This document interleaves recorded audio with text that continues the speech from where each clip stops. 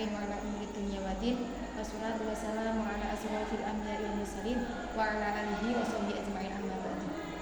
Yang saya hormati kepada Abah Kyai Haji Idris Jamaluddin serta Ibu Nyai Muhyiddin Falasifah selaku pengasuh pondok pesantren Al-Muhyiddin Putri, dan yang saya hormati kepada Bapak Dr. Hanifuddin Maktum beserta Ibu Khairul Gawati selaku pencetus pasti aksi literasi, yang saya hormati kepada Ustadz Ahmad Ridhoni selaku mudir Madrasah Diniyah Al-Muhyiddin Putri, yang saya sayangi kepada kedua orang tua yang di rumah, dan tak lupa kepada teman-teman kelas 6 yang saya cintai, yang saya cintai. Di sini saya akan menjelaskan tafsir tentang halal haram terkait makanan. Di sini terdapat dalam Quran surat Al-Maidah ayat 1 sampai 4. Yang pertama, makna global dari Quran surat Al-Maidah, yakni ayat pertama, ya ayyuhalladzina amanu aufu bil uqud uhillat lakum bahimatul an'am. Di sini Allah itu menjelaskan bahwasannya memerintahkan kepada orang mukmin, kaum mukmin itu untuk memenuhi perjanjian dan memenuhi akad dan perjanjian, dan untuk memerintahkan kehalalannya diperbolehkan untuk menyembelih binatang bahimah, yakni unta, daging sapi. Terus menegaskan juga bahwasannya Allah itu tidak diperbolehkan untuk berburu pada saat ihram. Terus ayat yang kedua, ya ayyuhalladzina amanu la tuhibbus sya'illah. Di sini Allah menjelaskan, memerintahkan kepada orang yang mukmin tidak boleh melanggar syariat, syiar Allah, syariat Allah. Seperti halnya berburu di ketika ihram, terus ini berperang di bulan yang haram, terus seperti menganiaya di saat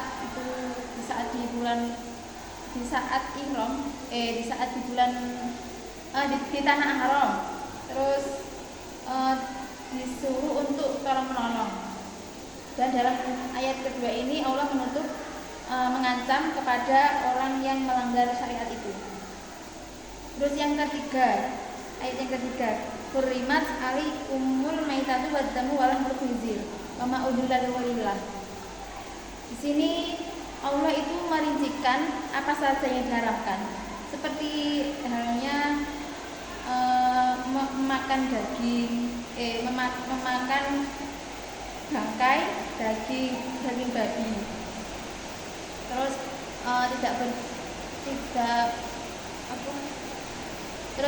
tidak memakan itu hewan yang mati karena tercekik, karena terpukul, dan tidak boleh itu ya seperti satu perbuatan, yakni mengundi nasib dibolehkan. Terus kemudian ayat yang keempat, yas'alunaka madza uhilla lakum qul uhilla lakum thayyibat. Di sini dijelaskan Allah itu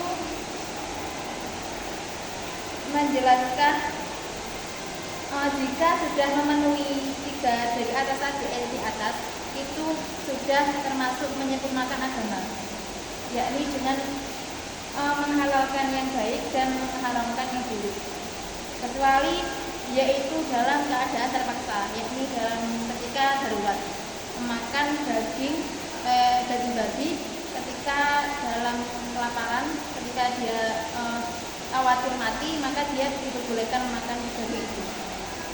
Terus kemudian asbabun nuzul dari Al-Maidah ayat 1 sampai 4. Di sini Ibnu Abbas meriwayatkan bahwasannya itu ada orang-orang musyrik. Orang-orang musyrik itu biasanya kan di ke Baitullah. terus dengan membawa binatang kurban dan dia berkurban.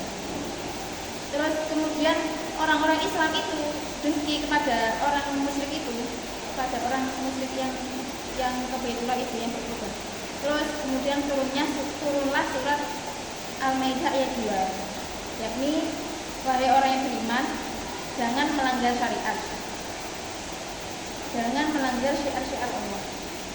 Terus saya menjelaskan surat kandungan hukum dari surat Al-Maidah ayat 1-4. Yang pertama, apa yang dimaksud akad itu? Akad itu yang seperti apa? Terus yang pendapat ulama lain, pendapat sebagian ulama ini, yang pertama Imam Abu Al-Hasan pendapat bahwasannya akad ini adalah muamalah seperti halnya jual beli sewa menyewa. Jika pendapatnya ulama lain, ulama Abu Hasan, yang dimaksud akad di sini adalah seperti halnya perjanjian yang syariat, seperti orang yang sholat, haji, terus puasa gitu. Terus pendapatnya yang betul ini adalah pendapatnya Imam Az-Zurqutubi, yakni akad ini perjanjian muamalah, baik muamalah ataupun syariat. Terus yang kedua, yang kedua, binatang seperti apa sih yang diharapkan?